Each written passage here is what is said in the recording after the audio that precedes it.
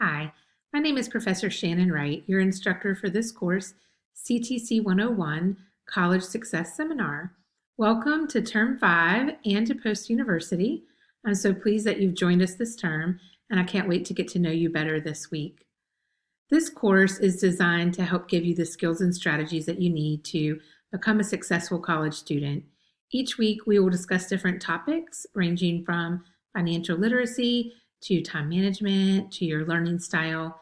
And I know that it is a reflective course that's going to teach you so much about yourself, and you will leave this course with skills and strategies that you need to move forward in your degree path and to be successful in your career.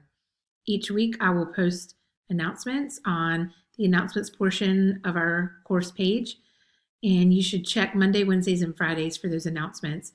I'll give you helpful information, due date reminders, and I'll also be posting my own thread on the discussion board for each week that will give you additional resources as you move forward into each unit of study.